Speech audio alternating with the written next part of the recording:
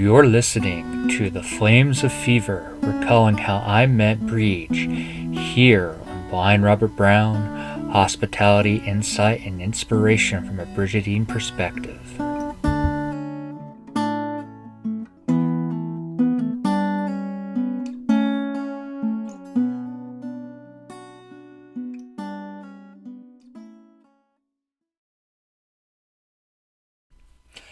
Hey there, everybody. How are you doing? It is so great to be able to talk to you all yet again. I know it feels like it's been forever.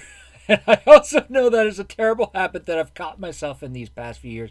I can't seem to get out of, the terrible habit of starting to get back into making videos, to have these kind of conversations with you, to share such wonderful stories. And then life happens. Life gets in the way and I kind of fall off the wagon. I get out of the habit, and it takes me forever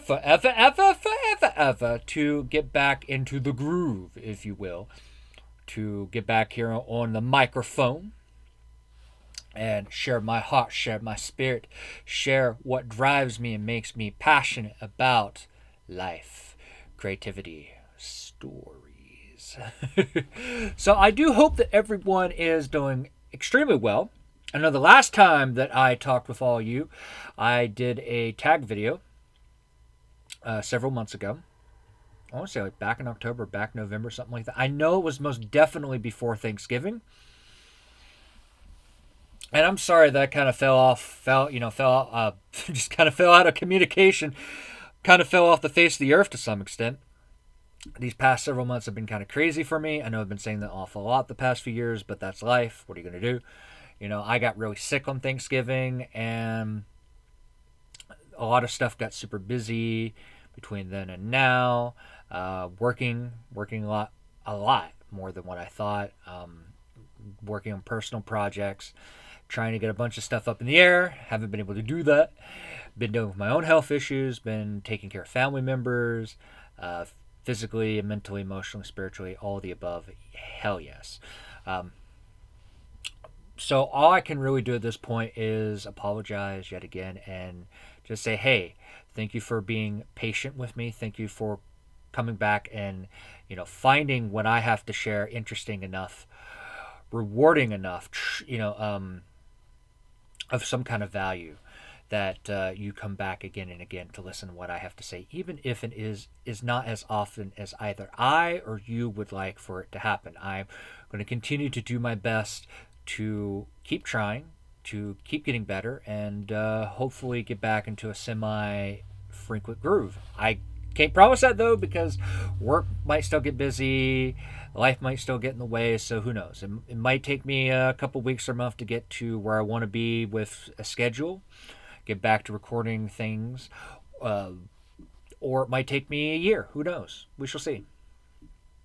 But I just want to, once again, just thank everybody from the bottom of my heart for finding what I have to say worthwhile and valuable, and I hope that you continue to do so for many, many years to come. As long as there is a YouTube, I will be here in some way, shape, or form. Now, that being said, I actually have a very special story I want to share with you all today. This video that you're listening to right now is what I hope the beginning of a series that I have been wanting to create, been wanting to release for the past few years now. So as a polytheist, as a pagan, as an animist, but also as a storyteller, a bard, I have come across a number of deities, so many deities over the years. Deities that I've worked with, that I've built strong relationships with, sometimes long-term, lifelong relationships with, sometimes very brief relationships with. Sometimes I've come across several deities helping other people out.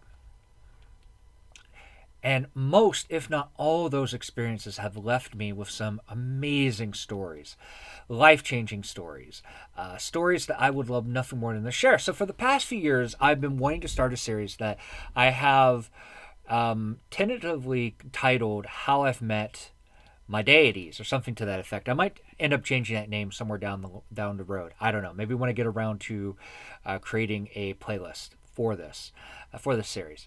But I've named it in honor of one of my favorite TV series of all time, How I Met Your Mother. And so for the past couple years, I've been trying to get this series up and running, where I would, come on here with with an episode every once in a while and share the story of how I met a particular deity.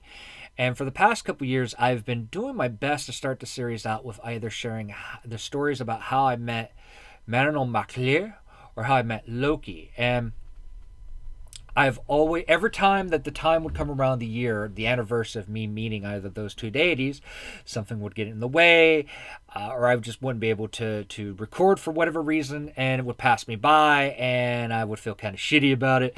But I figured, because a very important date has just passed, and I was hoping to get this story recorded and shared with all of you. Before that date, or by that date. That date, of course, being February 17th. However, I got busy. Life got in the way, but that's okay. It's coming up in almost a week later. But that's okay, because I can still share this with you. I can still record this. So I talked to Brighid, who I have a number of deities that I have strong personal relationships with. But out of all those relationships, with all of those deities, the one I always have and always will have the strongest relationship with will be the Irish goddess Brighid.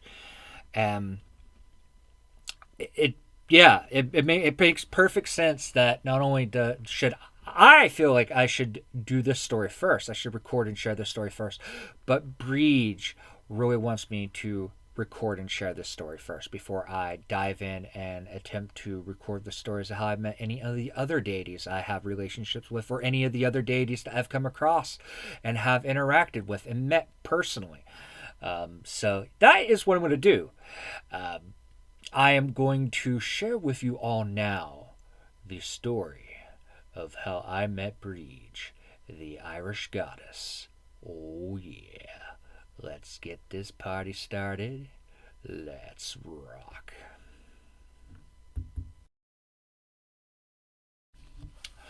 So, please sit back and relax as I share with you all the flames of fever, recalling how I met Brighid. The year was 2006. I was 19 at the time and in my junior year of high school. I was going through a really rough time of my life.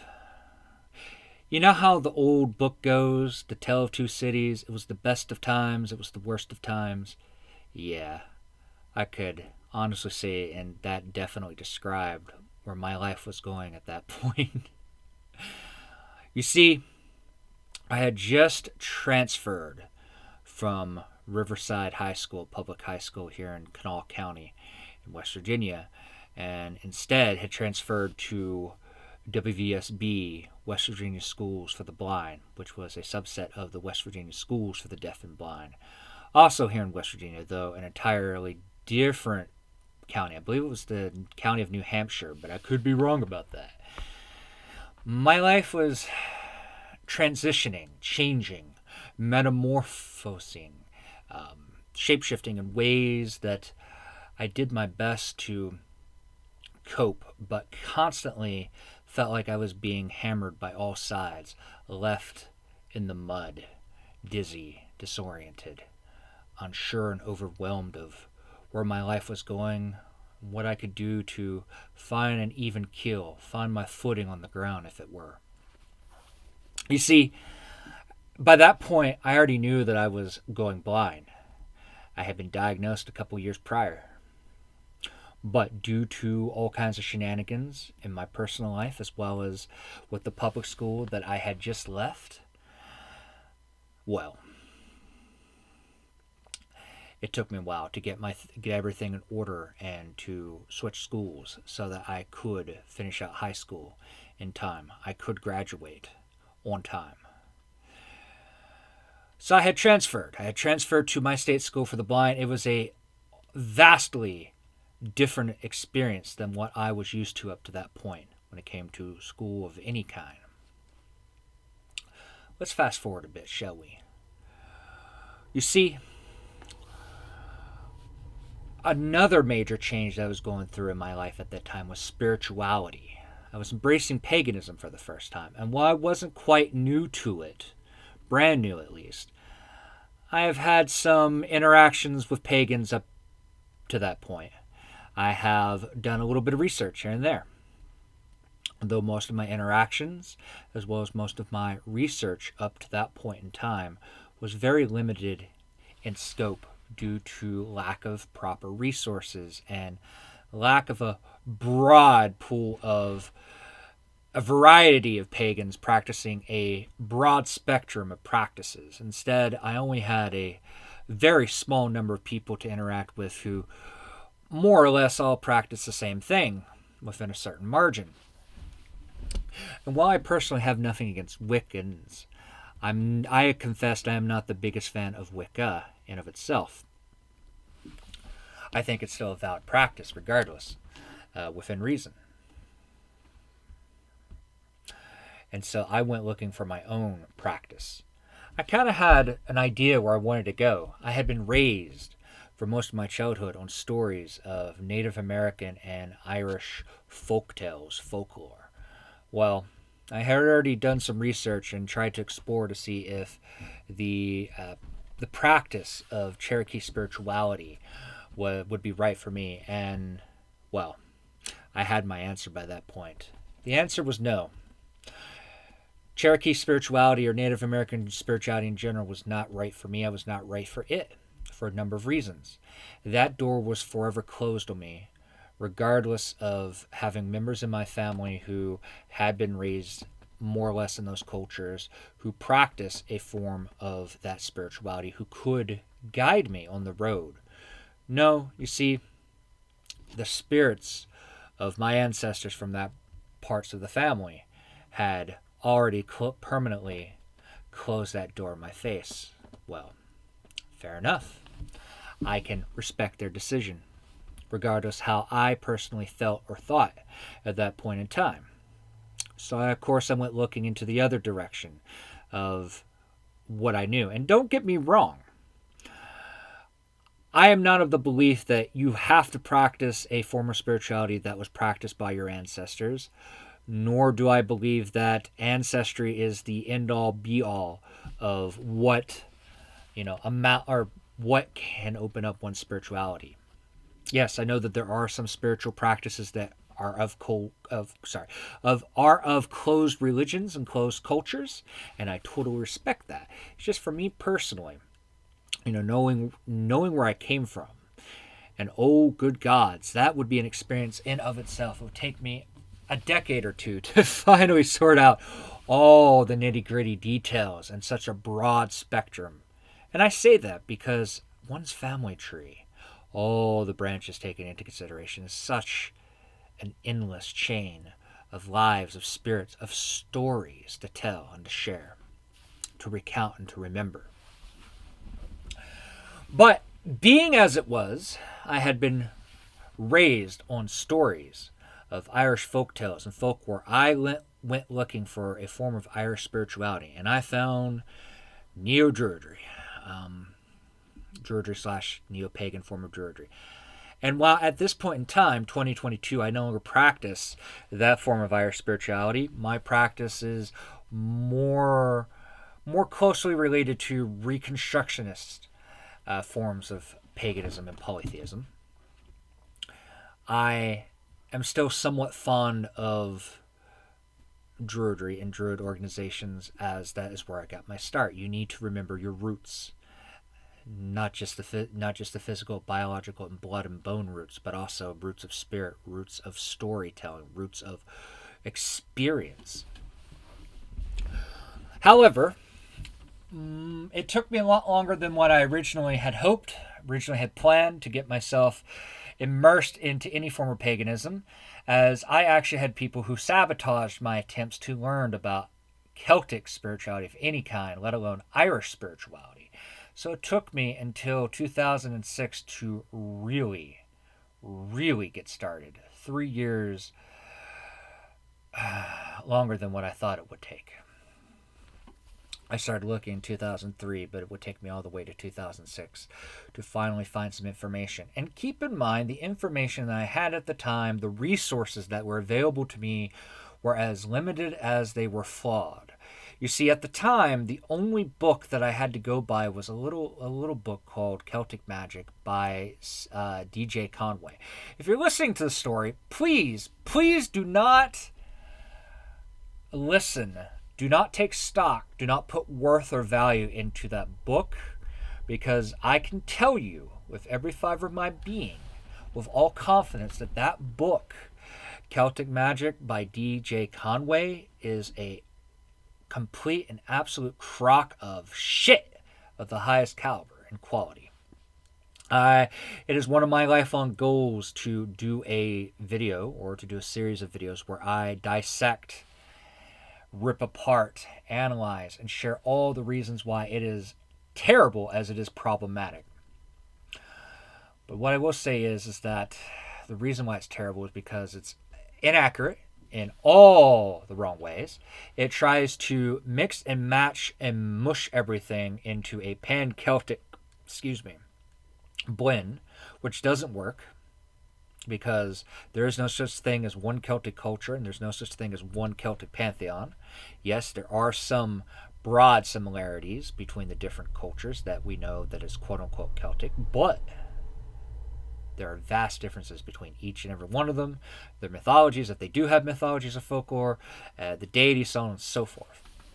But that is a ramble and a rant and a tirade for another day, and a lecture for another day for that matter.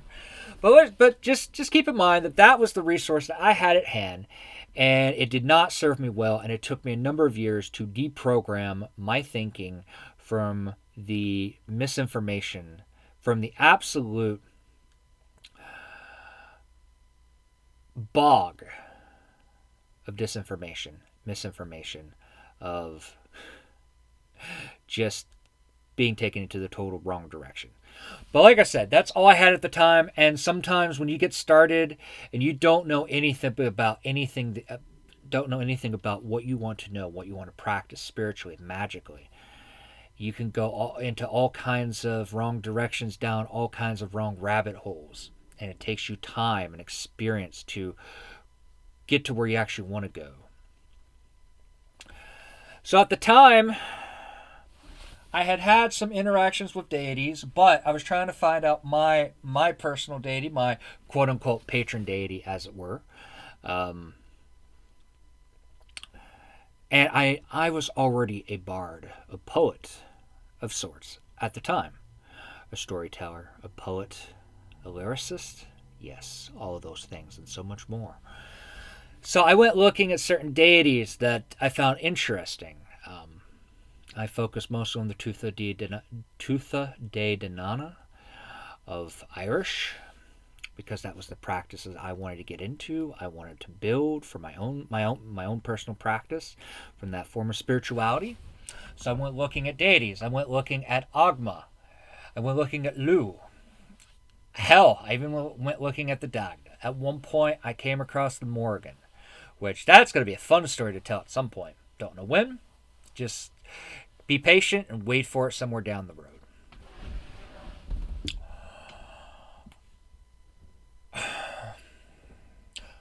But Brighid's name kept coming up.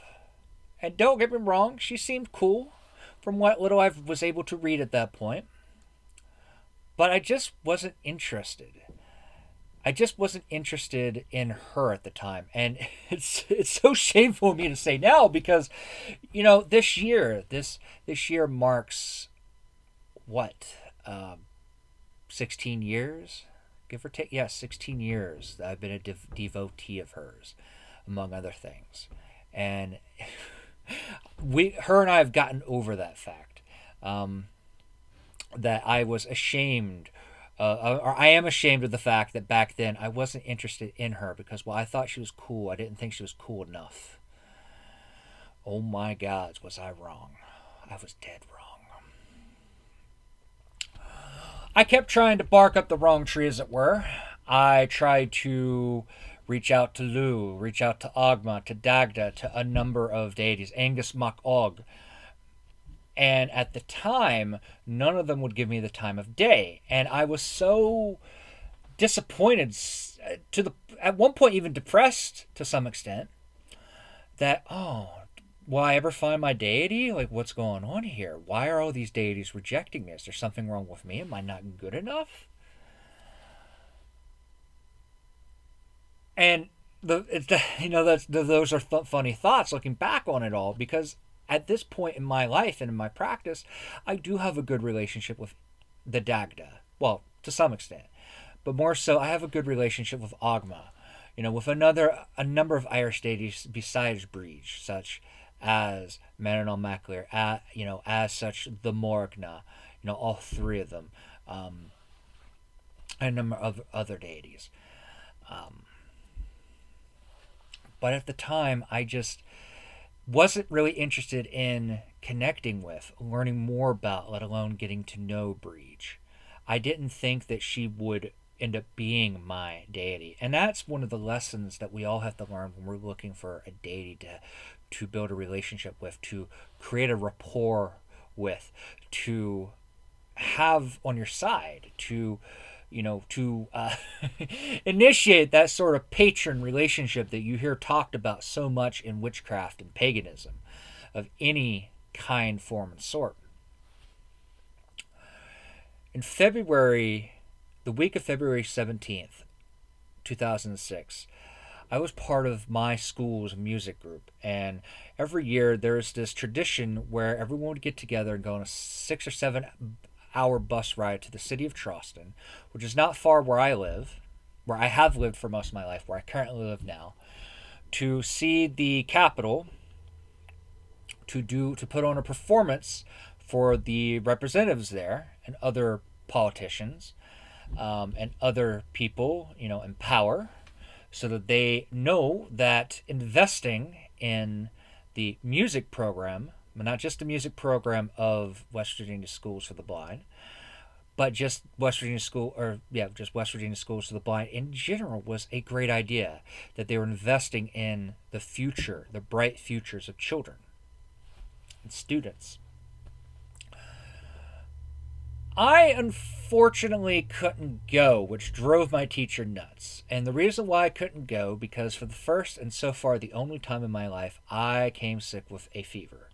I came down with the flu or something akin to the flu, and so I was in the infirmary for a week with a fever of 107. You see, I don't know about all or even most blind schools for that matter, but I know that the few blind schools that I've been to, both here on the East Coast of the United States, as well as W. Ross Macdonald School for the Blind in Canada, in Ontario, Canada, they are boarding school setups. The students go there, attend there, live there for the majority of the month at a time. Like, each school is going to have their own setup, how often you stay there, how often you go home.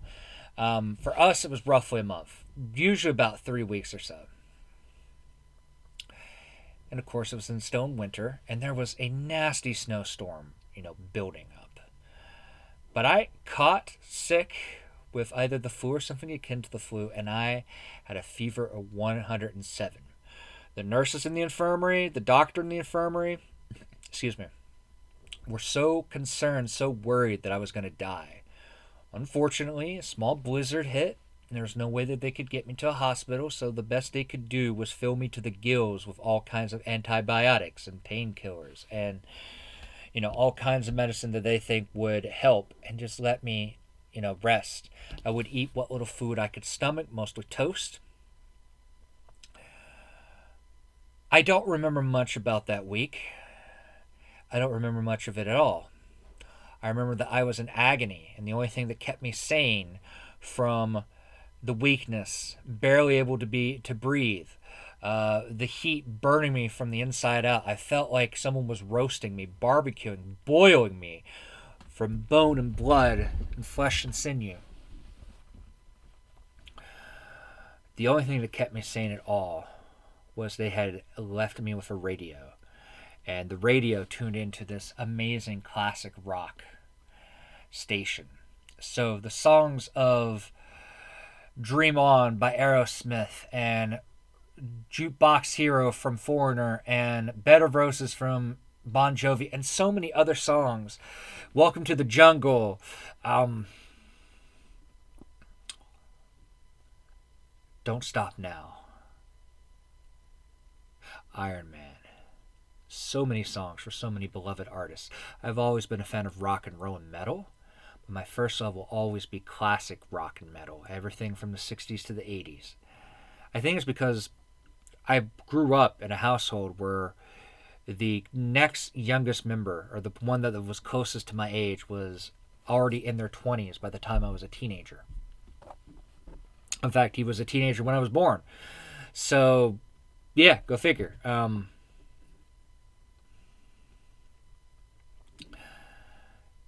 That music, as music, creativity, inspiration, artwork, stories, poetry, gives me life, allows me to breathe and bleed and feel and express and articulate, to move, to live, to love. It kept me together. It kept my sanity. But I was losing fast. I was losing my sanity fast. And going into it, the day before the sickness hit, the day before I went to the infirmary, I got in trouble. I was grounded in school suspension because I got into an argument with someone, and my stress levels, and I was having a migraine that I now know, looking back, was a prelude to the fever, to the sickness that I caught, that I was dealing with, that was burning up from the inside because of. I said some terrible things. I lost myself into a rage, but of course I didn't actually had to, you know, deal with that in school suspension. Instead, I got to spend the week in the infirmary. But leading up to that point, I was reading my only source of information on quote unquote Celtic magic and spirituality, and I remember just trying to call out to some of the gods that I had tried to interact with. I had tried to reach out to before this point and got nothing, no response to return.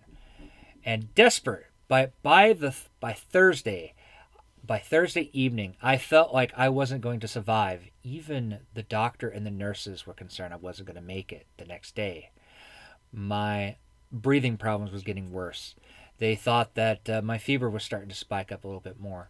And in the fog, in the haze of delirium, of fever-induced visions and dreams, I called out to any deity, please, please, I know the Tooth of Day are real. I know you're there, please. Anybody, please, all I'm asking you is to cool me down, to heal me, to mend me, to end this sickness, break it, allow me to come out of it whole.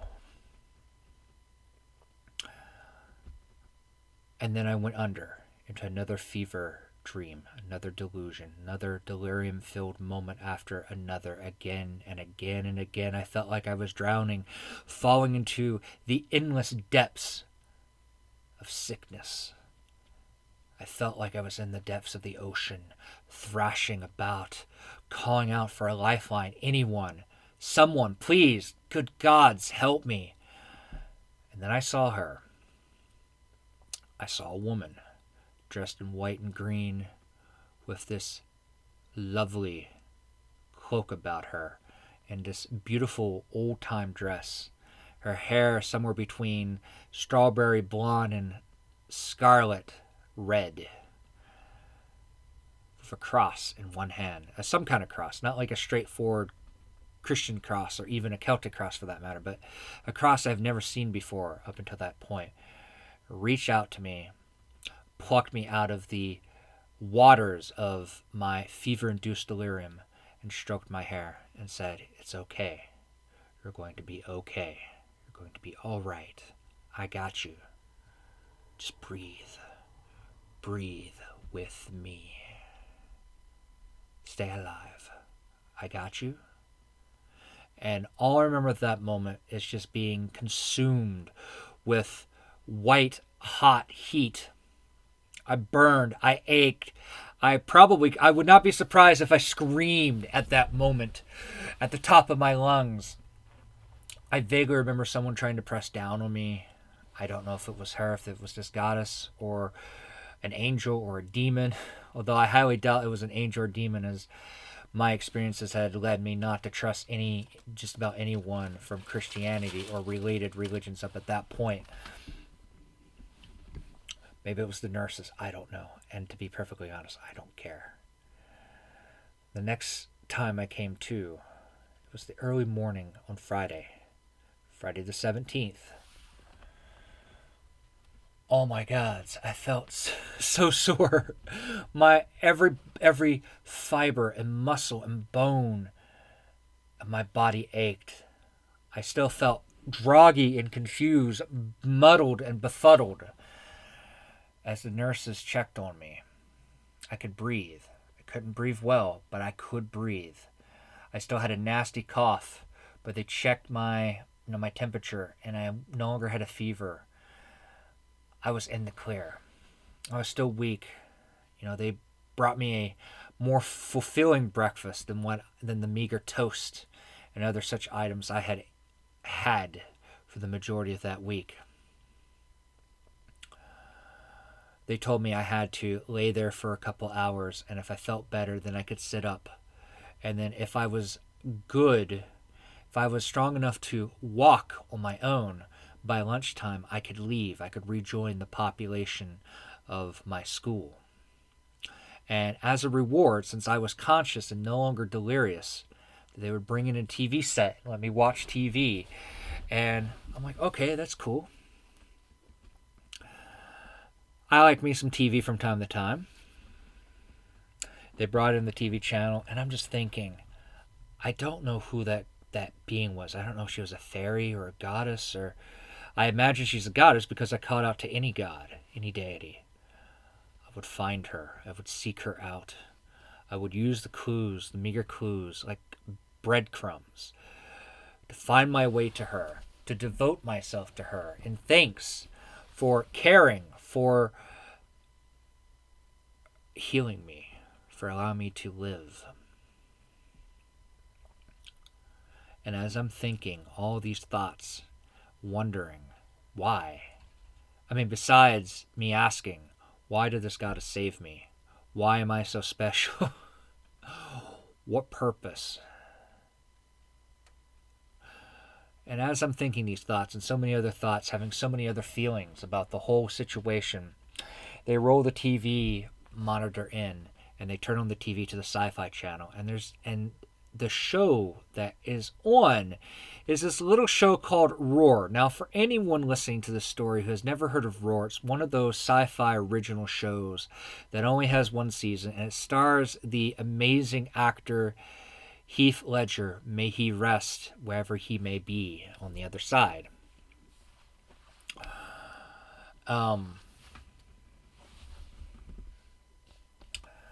I was watching Roar, which I do now own on DVD, and it takes place at some point in medieval Ireland, where they are dealing with the Romans, and this one small group, the main character being played by Heath Ledger, and another couple characters. I think one at least is based off of someone from folklore, Irish folklore, are trying to gather all the tribes together to force the Romans away from Ireland. It's fiction, it's fantasy, but it's still a good show, I feel. And the episode that they were playing was one where, due to some kind of shenanigans on the two main characters' travel, they end up coming across a woman who cannot speak, that the main character Connor, played by Heath Ledger, names Brighid, after his patron goddess. You will hear him throughout the meager series, one season only, saying "Sweet Brighid" and other similar things. He names her Brighid, and throughout the episode, you realize that this woman is not human, but she is some kind of fairy woman, blessed, gifted, empowered with the force of fiery passion and fire itself. Now, up to that point, I had heard of Brighid. I had come across her name several times in Celtic magic as well, doing a little bit of research online. Every once in a while, I would find my way onto a computer, in the computer room, computer class at school, be it during an extra time in class where I didn't have any work to do, or during free computer hall time in the evenings. I would look up different Irish deities to see, was I missing anyone of poetry, of song, of creation, of creativity, of inspiration? Were there any others that I'd forgotten to seek, to find, to try to interact, to knock on their door to see, hey, I want to get to know you from one poet to another, from one storyteller to another. Will you be my friend? Will you be my deity? And of course, I found Brighid, and I found far more information on her than what I had known up to that point. And I knew then that the woman, nay, goddess, who had come to me in my hour of need, had a name. Her name was Brighid. Brighid had come to me in compassion, in caring, in love, in hospitality, despite my trying to push her away, despite my not being interested, despite my finding her not cool enough. She healed me, she mended me, she put me back together again. She cooled me down from the fever that threatened to burn me alive, burn me like a pyre. Since that day, since that moment, Friday, February 17th, 2006, 16 interesting years that have made up the individual tracks of one wild roller coaster ride, I have been a devotee of Brighid. And let me tell you, it has been one crazy, wild, beautiful experience that I have never and will never regret. That it has been nothing but a blessing, a celebration. And I hope that you all enjoyed this story. Until next time, may Brighid bless. Sláinte.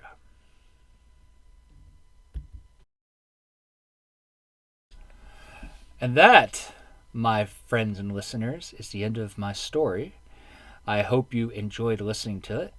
Please let me know with a like or with a comment how you felt and what you thought about it. I do hope that you'll follow me so that I can share with you other stories like this one in the near future. If you would like to support my endeavors to create such content, I ask that you please leave me a little donation. You can either leave a one-time donation or become a member, either through Ko-fi or through Buy Me a Coffee. Buy Me a Coffee. Links to both of my accounts on both of those sites will be down below. I hope to catch y'all again in the near future with more stories like this one. Until next time, may Brighid bless you all. Sláinte.